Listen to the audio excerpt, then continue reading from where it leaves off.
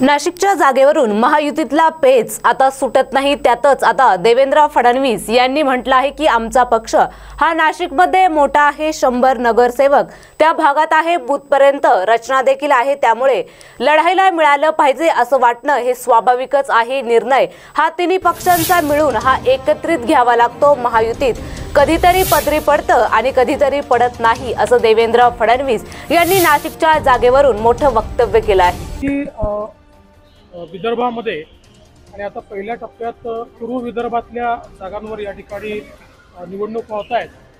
मोठ्या प्रमाणात भारतीय जनता पक्षाला अनुकूलता दिसते आहे। मोदीजींच्या कामामुळे एक लोकांमध्ये सकारात्मकता दिसते आहे। नागपूरमध्ये नितीनजी गडकरी यांच्यासारखा एक दिग्गज उमेदवार पुन्हा एकदा ते मैदानात आहेत। त्यामुळे मला पूर्ण खात्री आहे की गेले 4-5 वर्ष आम्ही सातत्याने जी तयारी करतो, बूथपर्यंत तयारी केली आहे, शेवटच्या व्यक्तीपर्यंत पोहोचायचा प्रयत्न केला आहे। त्याच्या आधारावर आम्ही क्लीन स्वीप करू आणि सगळ्या जागा आम्ही आता पहिल्या फेजमध्ये होणाऱ्या जिंकू असा मला विश्वास आहे। नाशिकचं शिष्टमंडळ तुम्हाला भेटायला आलं होतं?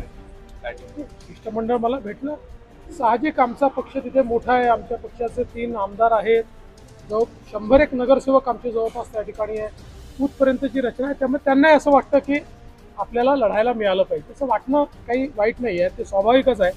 शेवटी निर्णय मात्र तिन्ही पक्षांना मिळून एकत्रित करावा लागतो आणि जेव्हा आपली युती असते त्यावेळी कधी पदरी पडतं, कधी पडत नाही। म्हणून मी देखील त्यांना सांगितलं की तुमचं म्हणणं निश्चितपणे आम्ही गांभीर्याने घेऊ, ते ऐकून घेऊ, पण शेवटी जो काही निर्णय महायुतीमध्ये होईल त्यानुसार आपल्याला सगळ्यांना काम करायचं आहे। कारण शेवटी अल्टिमेट सगळ्यांचा एम एकच आहे, तो म्हणजे मोदीजींना देशाचं तिसऱ्यांदा प्रधानमंत्री पाहणं।